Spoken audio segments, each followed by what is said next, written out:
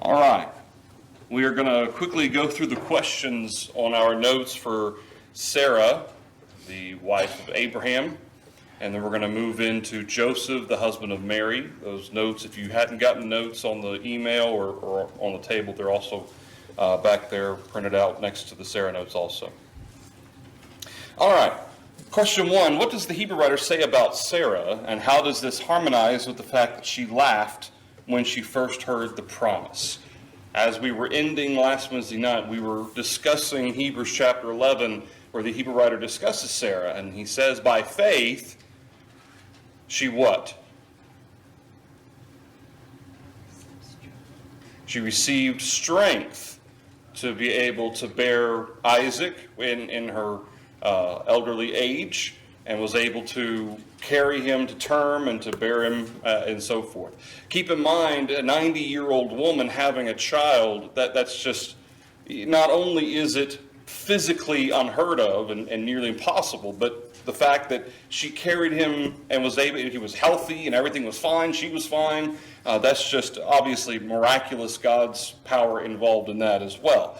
But the concept of her laughing when she heard about the promise of a son, again, as we talked about last week, that first gut reaction when you hear something ridiculous that seems impossible. And keep in mind, when she heard it, there's nothing that suggests that she knew that these were angels or that even God had made that promise yet. It would seem as though Abraham hasn't shared the fact that God told him this back in chapter 17, but by chapter 18, she apparently hadn't heard about it yet. And so this was new to her, and so I don't necessarily blame her for laughing inwardly, thinking that's silly. I'm 90 years old. How am I going to have a baby? And that's not what the Hebrew writer is dealing with, though. The Hebrew writer says by faith she received strength to bear Isaac. And that understanding, that knowing, of course, after the initial shock and kind of the silliness or absurdity of it wears off, and then she becomes pregnant with Isaac, she recognizes this is the son of promise. She recognizes that this is how God's going to fulfill his word. And so she has complete faith in Jehovah that he's going to be with her, he's going to be with Isaac, he's going to be with Abraham, and that everything's going to be as it should be. And I think that those are two different things, because there are people who say that this is a contradiction, that the Hebrew writer was wrong, or that the account in Genesis 18 is wrong, because both can't be true. Well, yes, they can, because the Hebrew events. Huh? Separate events. They're separate. They are. They really are separate events, because the Hebrew writer is not offering commentary on her laughing when she first heard it. That's not what he has. Is a discussion there. He says, by faith she received strength to bear Isaac. She knew that everything was going to be okay because Isaac was the son of promise, and that God was going to bring it to fruition. Any thoughts or comments through question 1? And it also goes to show that all the people who are listed in what we call the chapter faith of Hebrews chapter 11, they're listed there for a reason. And it also goes to show that there are aspects that are specific, that are being brought out with regard to that faith and how that faith manages. Faith works. Okay, one of the things that we noted in Hebrews chapter 11 that all of those individuals have in common is that by faith, they didn't just sit there or stand there and do nothing. By faith, they obeyed.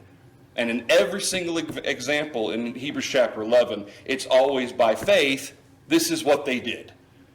And so faith obeys. Faith submits to God's will. And that's what Sarah did. Again, it was, that initial absurdity thought of me becoming pregnant at 90 years old, but then after she kind of got over that, realized this is the promise of God, then she moves on. Nolan? At the end of the verse there in Hebrews is that she judged him faithful. She judged him faithful. Sometimes we may make a snap judgment, right, or her initial reaction as you described there. But that was God saying ahead of time, I'm going to do this. And as you said, by the time he acted upon her, it was the time. Mm-hmm. She had judged him faithful, and she received the strength to do what she's past the age of right, having seed, bearing children, and all that. Well, so just the fact her judging, that's something that usually takes some time right, involved, bit of thought. Well, and to come to an understanding that this is indeed the promise of God and so forth. And Paul says some similar concepts of judging God faithful. In 2 Timothy chapter 1, he had, I had it and I lost it. He given, 2 Timothy chapter 1, I'm going to misquote it if I don't go to 2 Timothy chapter 1. Had it in my head, then I lost it. It's Wednesday. All right, verse 9 and 10. Verse 12 specifically. For this reason I also suffer these things, nevertheless I'm not ashamed, for I know whom I have believed, and am persuaded that he is able to keep what I've committed to him until that day. That persuasion, again, persuasion, in fact the term faith or pistis is often translated persuasion. In fact, it's literally, that's what it literally means, persuasion or conviction. Paul was persuaded that God would fulfill his promise of raising up those who are faithful in Christ unto eternal life. Paul had given everything he had because Paul judged God faithful. And this is something that it's really from Genesis all through Revelation. It's the recognition that God is consistent, God fulfills his promises, God takes care of his people, and God watches over those who are going to submit to him. That's what Paul expresses here in 1 Timothy 1:12 or 2 Timothy 1:12. That's the same thing that Sarah acknowledged back in Genesis chapter 19, I guess, when she became pregnant with Isaac. Yes, sir. I think it's, not to study the whole chapter, but back to Hebrews 11, I think it's also brought out, the principles brought out in verse 13, these all died, King James says, in faith, Yeah. according to faith. Right. That means at the beginning of their lives, they had the full faith or belief, but by the time they died, Yeah. they considered God, weighed the evidence, came to believe in him, trusted he could do whatever he said to every one of them he would do. Well, and experience breeds confidence. And that's true both in the things that we do as individuals. Anytime you do something over and over and over again, repetition, you learn to trust yourself, you learn to trust your abilities. But also in experience of life as it pertains to faith in God. More and more you see how God works in our lives through providence, through his word.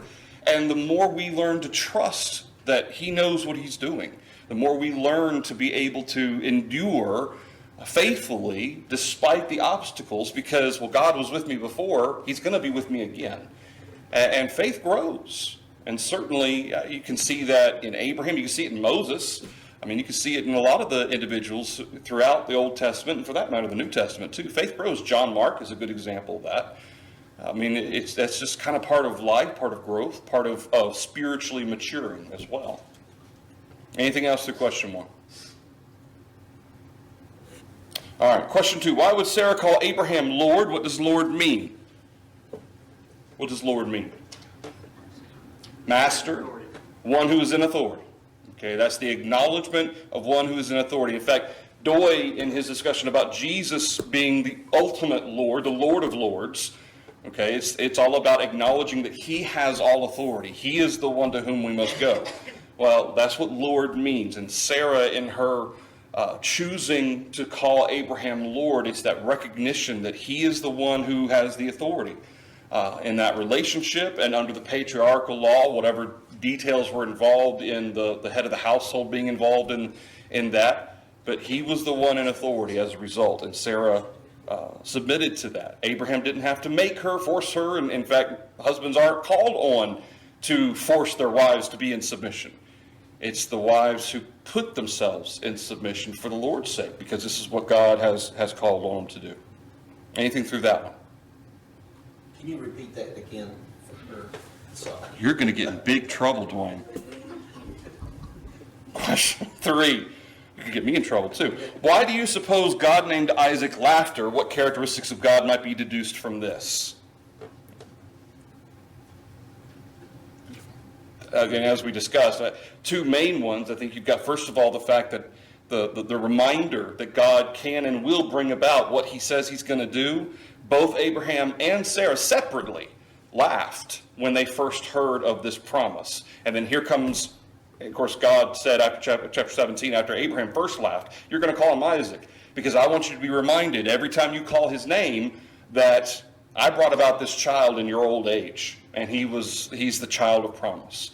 But also, I think there's a little bit of maybe perhaps a little bit of a sense of humor there. The recognition that this is, you laughed at this, and I'm going to do this anyway. And even Sarah, after she gave birth to Isaac, she said, anybody who hears this is going to laugh. They're going to think it's just as ridiculous as I did. But I kind of thought that is very interesting that God, after Abraham laughed that initial time, that was when God says, you're going to name him Isaac. You're going to name him laughter. Was Sarah wrong to give Hagar to Abraham to bear children, and was she wrong in her later dealings with her? Let's deal with these separately. Keep in mind the context of that environment, of that culture. Was Sarah wrong to give Hagar to Abraham to bear children? In and of itself. I think at that point it was with good intention in her heart, but not her faith or trust in God hadn't developed to the right point. Okay. To suggest this is the way it should be done. All right.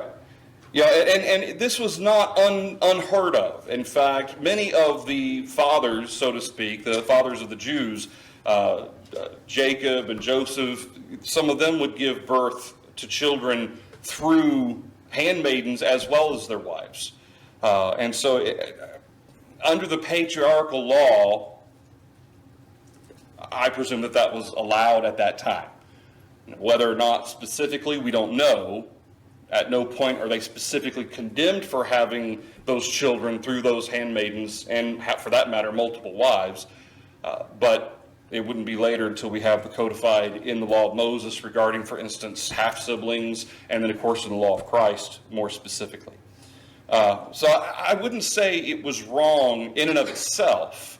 This was Sarah's effort to give Abraham children. She was barren, and she had always been barren. Okay, it wasn't just that she was older, and of course by the time that Ishmael is coming along, Sarah is, if she was 90 when she gave birth to Isaac, and Ishmael was 14 years old when Isaac was born, that means that Sarah was 76-ish. Okay, that's still beyond the age of childbearing for the most part. I mean, I would be highly shocked if she was still capable of bearing children, even then, even if she weren't barren. So this was her desire to be able to give Abraham children. Whether or not she was combining anything that God had said to Abraham that Abraham may have shared with her back in chapter 12, and she jumped to this conclusion about helping the plan of God, that's not borne out specifically in the scriptures, but it could be. But regardless, Sarah, this wasn't necessarily outside of the norm. This was not an unheard of situation to happen. So I wouldn't necessarily say she was wrong in giving Hagar to Abraham to bear children, culturally speaking. However, on the second one, was she wrong in her dealings with her? What does the Old Testament scripture say? She dealt how with her? Harshly. Harshly, or at least New King James says harshly. That idea, both as Ishmael has been born, and now that kind of changes that dynamic between Hagar and Sarah with regard to Abraham, or even later after Isaac is born, and there seems to be some animosity maybe probably from Ishmael towards Isaac. Isaac was probably too young to even understand what was going on. I can understand, I'm not a mother, but I can understand a mother being protective of her child. And in that situation, she was concerned about the inheritance Isaac would receive. She was concerned about the animosity of Ishmael towards Isaac. I can understand that motherly instinct of hers. But I'm not necessarily judging this situation as if it was outside of the norm for that society, because I don't know. I don't know how society dealt with handmaidens and children and so forth in that type of a scenario. But she could have been kinder about it. Again, this is looking back at the situation without having all of the details about it. But I do think you could say that maybe if she hadn't been quite as harsh in the situation, it could have been alleviated a little bit. However, what do we know was ultimately planned? What would end up happening with Ishmael? Yeah, he'd be the father of the nation all himself. In fact, God promised that to Hagar after Ishmael and Hagar were initially kicked out, and he told them to go back. So after that whole situation, God had a plan for Ishmael. And so all of that happened according to the plan of God. But as Paul points out to the Jewish Romans in the letter to the Romans, just because God's plan is being done through my actions, if my actions are wrong, does that make it any less wrong? God's using my actions. He's still going to bring about his will regardless. But the Romans, or the Jews, what they were saying was, well, how can God blame us if through our disbelief, God's grace is shown? So God can't blame us. God can't condemn us because basically our disbelief was according to his plan. We couldn't help it. We helped God by disbelieving. And Paul's whole point there is just because God utilized how you reacted to things doesn't make your reactions okay. If you do something wrong, it's still wrong, even if God will bring about his will despite or because of your reaction. That doesn't make it all right. And so at least from our perspective, looking back, again, culture issues and situations that were going on, we can't, I don't know what it means necessarily harshly, specifically. It does sound like there was some animosity there. But regardless, I mean, I feel sorry for Abraham because he was kind of stuck in the middle. Here's Hagar and Ishmael. Ishmael was technically the firstborn, but then Sarah says, kick him out. I don't want him here anymore. And Abraham, he goes to God and says, what do I do? Because I don't want to kick Hagar and my firstborn out. But what did God tell him? Do it. Do as Sarah has said. Okay, that's not necessarily commentary to say Sarah is wise in what she's suggesting, or Sarah is justified in her attitude or in her words or actions necessarily, but it was according to the plan of God. Thoughts or comments to that? Doug? Sometimes our ideas or plans sound good at the time, but the reality, the ramifications, may not have been thought of. Right. And that's what I think this is probably. Yeah. I'm trying to help God out, but then it's not what I thought it was going to be type thing. And it's kind of probably do things like that too, and have to live with the consequences of our actions. Theory versus real world, and as we gain more experience, more life experience, we can begin to anticipate some things. But especially when we're younger, we have this plan of how everything's going to go. And then one of my ducks gets out of a row and the whole plan gets messed up. Okay? And that happens to us generally every day, usually in terms of having schedules and so forth. Things happen. The best laid plans of mice and men, or however that goes. Okay, this is how life progresses. And sometimes you have a plan in mind, or you have this idea of how this is going to happen, but then things in real world scenarios don't go the way you anticipate them going. And then you have to react, then you have to adapt. And I don't blame Sarah for the situation that she found herself in. She was protecting Isaac, and I get that. And that really does seem to be the majority of the situation as of when Isaac is born. That dynamic between Ishmael and Isaac, Sarah was concerned, and I don't blame her for that. And so this was her way of trying to deal with it. And I mean, it turned out to be it turned out for God's will. So right or wrong, that's how it worked. Nolan? It just strikes me, go back to this idea of, you would think of Abraham, the word faith just comes to mind, right? Yeah. And that's how it's certainly presented in the scripture, but it wasn't first day when God told him something that he was 100% all faith, all believe in God. Because like you said, we know it. I mean, he laughed and these things along the way, and it's going to be on down the road. Chapter 22, right, when he takes his son and go off from his sacrifice, he's still being tested for his faith. He's still growing, coming to a greater faith. We should express that. Yeah. And so I think sometimes we think, God told person X to do something back here, Yeah. They either put 100% faith or not. There's a growth in all involved. And so why the scripture teach us, the apostles, Lord, increase our faith. And Romans chapter 10, we get faith by spending time in the Word of God. It's an ongoing thing. Yeah.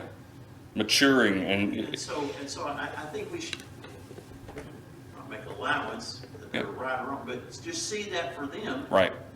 That as God started telling them things, give them time to believe in God and grow in faith. Yeah. Well, and one thing that this helps us to understand and recognize, with all of the examples that we've noted, is there any one that we've looked at in terms of our character studies that has been a perfect person? Any of them? Now, keep in mind, we haven't looked at Jesus in our character studies. Okay, he was the only one. None of them, outside of Jesus, are perfect. They're human. Okay, they're gonna have flaws. And one thing that this shows is that these aren't just stories on a page. These were real life events with real life issues, ramifications, real life emotions. These are things that they had to deal with. And for instance, it just kind of putting into perspective the events from, chapter 16 of Genesis to chapter 19 and 20, when Isaac is born, you've got 14 years that passes between those chapters. And when you're just reading it, it doesn't feel like it's that much time is passing, but it does. And really throughout, the book of Acts, Paul gives us commentary a little bit on the book of Acts, from Acts chapter 9 to Acts chapter 15 was 14 years, according to Galatians chapter 1. Okay, so being able to process the real life nature of what this situation is, and for that matter, realizing that this was a culture it's very different than the one we live in, helps us to kind of put it into perspective that faith is human. And as a result, faith needs to grow. It's not just a switch you flip on or off. There are elements of faith that grow. And sometimes it ebbs and flows. Sometimes there's great faith, and then sometimes that faith wanes, and it just kind of goes back and forth a little bit, but we grow in the process. And so this is what we see, I think, in a lot of ways from, for instance, Sarah. Anything else through that one?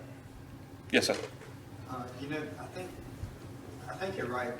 It's hard for us to look back at Abraham and Sarah and see them making mistakes and things like that. But that's what's interesting about the Bible. It's one of the only histories of a family or people group that paints people not always in a good light. It airs out their dirty laundry to some degree. Absolutely. And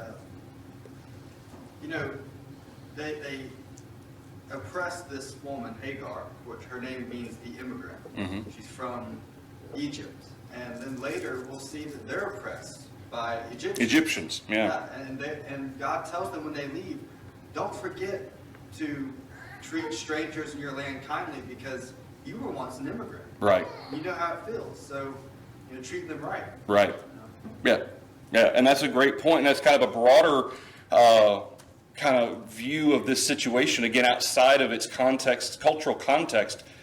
Can't appreciate, how did Hagar come to be in service to them? I don't know. But you're right, in terms of the way the situation was, they didn't ask Hagar, would you mind having a child in the name of Abraham? You don't see that conversation. She had all the duties of a wife. Right. And None of the benefits and securities. You're right. Yeah. Yeah. And she wasn't the only one. That wasn't the only time this happens. Yeah. Anything else? All right. Twice Sarah went along with telling those who might harm Abraham that she was his sister. Was this wrong? Once was well before Isaac was born. Once was well after Isaac was born. Which means she was at least 90 years old, probably more like 100 at that point. This is both Genesis chapter 15 and Genesis 22 or 23. You've got first the Pharaoh, king of Egypt, and then you've got King Abimelech. Twice, Abraham is concerned about, the first time it was Abram and Sarai, then the second time it was Abraham and Sarah, but twice he was concerned about the beauty of Sarah, ended up getting him killed. So Was it wrong for Sarah to do this? Sometimes fractions give us problems, but does a half lie equal a lie? Was it a half lie? I mean, he was his sister. And the Hebrew term doesn't designate a difference between half-sister or full sister. Granted, they didn't reveal the full truth. That is true. So does the omission of truth equal a lie is perhaps the better question here. And on two aspects to this. First of all, she was speaking the truth in that she confirmed that she was the sister of Abraham. That is true in and of itself. Okay? What is the reason she said that? Well, that's the other thing. Okay? Abraham told her to say this twice. Okay? In fact, even Sarah confirms that with King Abimelech. Twice she did this because Abraham told her to. Whether or not she agreed with it, we're not given that commentary or that insight into her thought process. She did it because Abraham told her to. So, in this question, in and of itself, I would say no, she was doing what she was told to do. She submitted to Abraham's wisdom in the situation, and she didn't lie. She said she was his sister, and that was true. Half-sister or full sister, it's the same term, it made no difference. But the broader question becomes, and this may go back a little bit to where was Abraham's faith at this point? Abraham received the broader promise, all the nations of the earth were blessed, back in chapter 12. So by chapter 15, chapter 16, he knows about the promise, which means before he has a child, or before he dies, he's going to have a child. Well, Hagar hasn't been given to him. Ishmael hasn't been born yet. So by the time they go to Egypt and the Pharaoh's there, is Abraham's doubting? I don't know. That's been debated a lot. Was Abraham right in doing that? Both times, there's no commentary from God other than God kind of plaguing both Pharaoh and King Abimelech with nightmares, bad dreams. And for that matter, I think even with King Abimelech, there were some kind of plagues or something that was going on as well. So, obviously, it was wrong from a circumstance perspective. Whether or not Abraham sinned, I can't say, because the Bible doesn't say. But it does make you question or wonder, well, why didn't Abraham just pray and ask God for guidance? What should I do? You know, we ask that about David sometimes, with David's situations that he came across, for instance, the Ark of the Covenant and bringing it back to Jerusalem. If he didn't know what to do, he should have inquired of God instead of sticking it on a new cart. Who wouldn't have died in that case?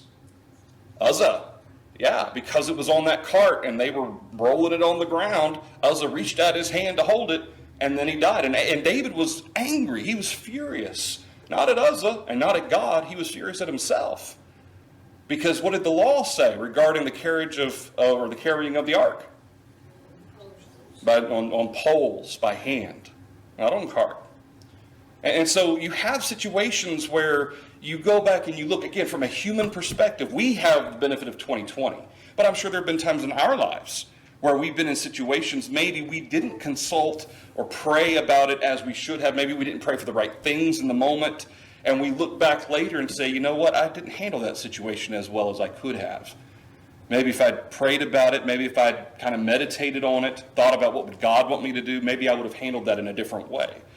And again, I can't, I'm not trying to be, what's the word? Anyway, I'm not trying to kind of be wishy-washy here, but I can't say one way or the other whether God viewed this as sinful on Abraham's part, other than the fact it was not the whole truth. And as a result, it put both Pharaoh and King Abimelech in a situation where they were plagued by God. So, if I'm putting someone in a situation where they're being punished for all intents and purposes by God for being in a situation, I don't think that they're actually lying with Sarah in that sense, but they've taken her. It's not a good position to put somebody in. and you're afraid, as Abraham, I'm afraid for my own life when I should be trusting God. Again, from a 2020 perspective, we can say that and look back on it, but maybe there was a whole lot more to it that we just aren't aware of. But there's a little bit more detail later in chapter 23, I think it is, with King Abimelech. And there's a little bit more detail in terms of what Sarah and what Abraham said. And Abraham even specifies, I didn't lie, she's my half-sister. But it still begs the question, why did you feel you had to say that? And I don't know. And again, I can't say one way or the other. Again, that's one of those things that we're just not sure about. But in terms of Sarah's duplicity in it, I would say Sarah did what she was told. So Adam's not to be blamed either. And that's a good point. I'm just saying, if you're saying it's wrong, it's wrong. Yeah. I mean, it's just said some dirty laundry here. We were hearing about Abraham. Yep. And I'm hoping that he realized he probably shouldn't have done it. Right.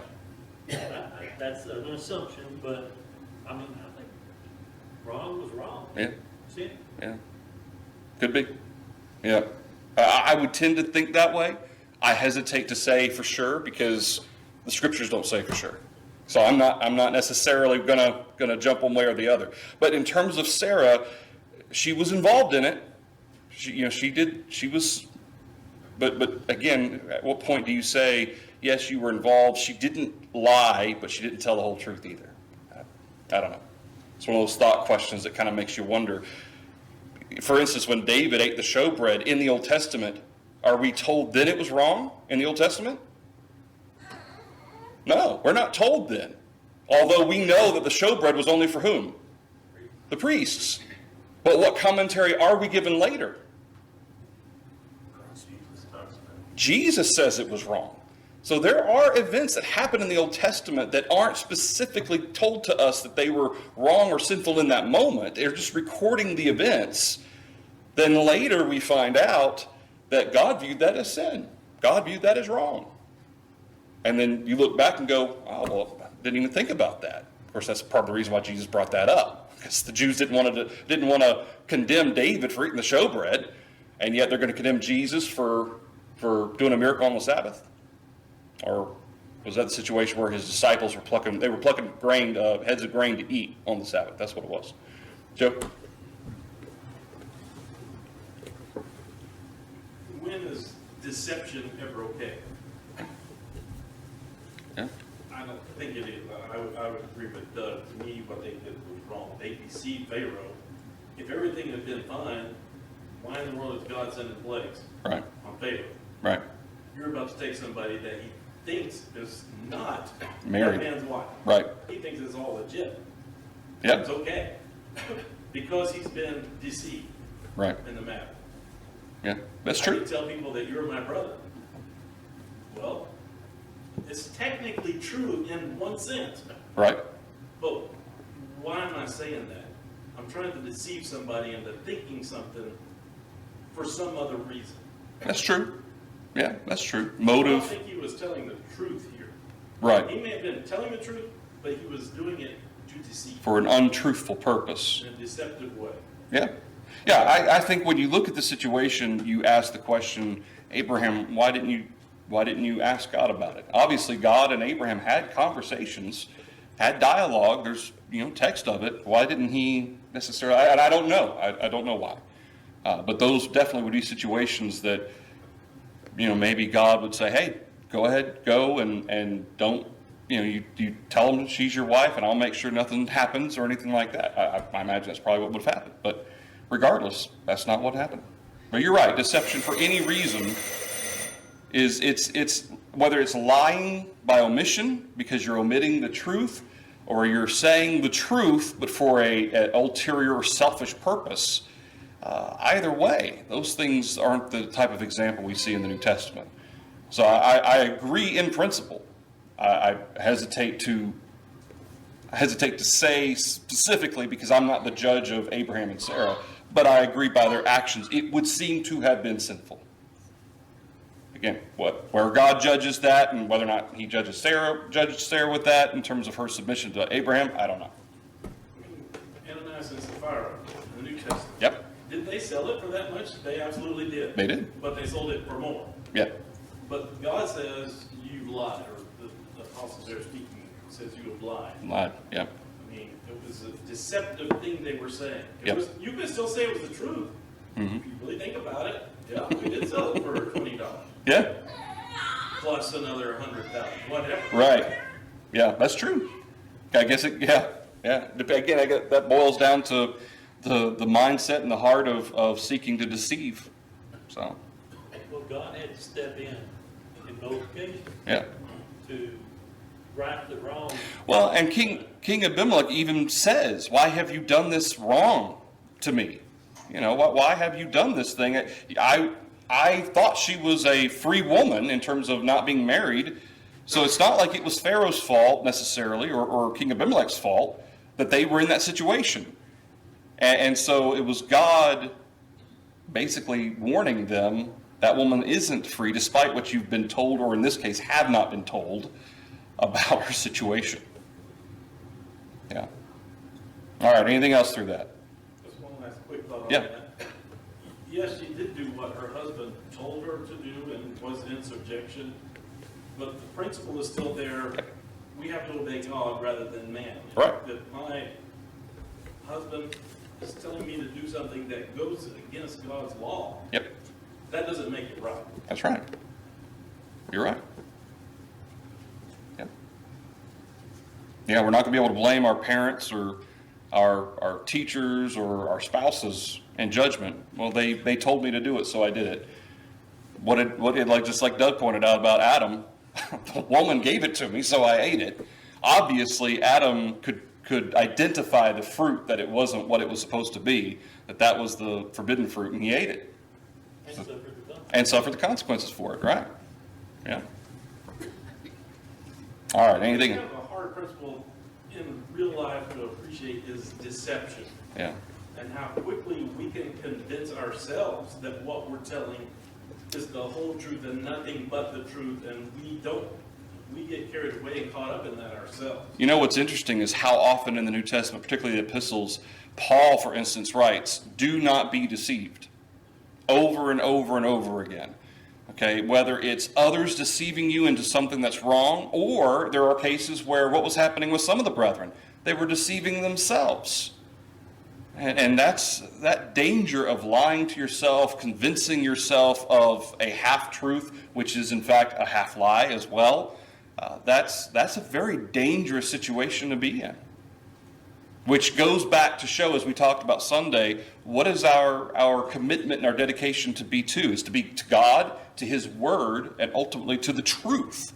That's what our dedication is to be, whether that's, first of all, it's God's truth, obviously, but then in association with what God's truth tells us, truth in general, to be able to speak to others. All right, so final question, what characteristics should we seek and not seek to emulate from Sarah? We should see about the faith that was talked about. Okay. She received faith, or she had faith to receive strength to bear Isaac. She put her faith in Jehovah and in His promise. And as the Hebrew writer points out in verse 13, these all died in faith. They, of course, the ultimate promise of the home in heaven, they all acknowledged that they were strangers and pilgrims on the earth, and that's what their ultimate goal was this home in heaven. And they died in faith, knowing God would bring that about. Okay, so yeah, she had faith, and it certainly grew. What else? She was in submission to her husband. Okay, and certainly is that part of the commandments of God, from the patriarchal law to the Mosaical law to the law of Christ? Yeah. What else?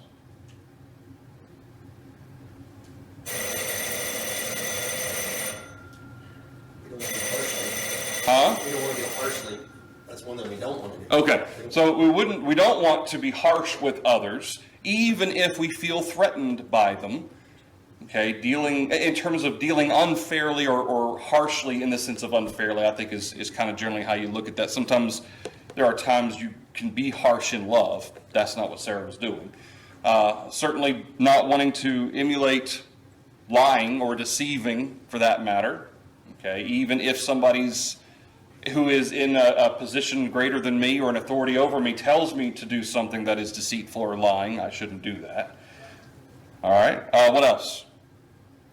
Anything else? All right. Well, we'll stop there. We will. That's the end of our Sarah study. We will pick up next Wednesday with Joseph, the husband of Mary. Thank you, everybody, for the thoughts and comments.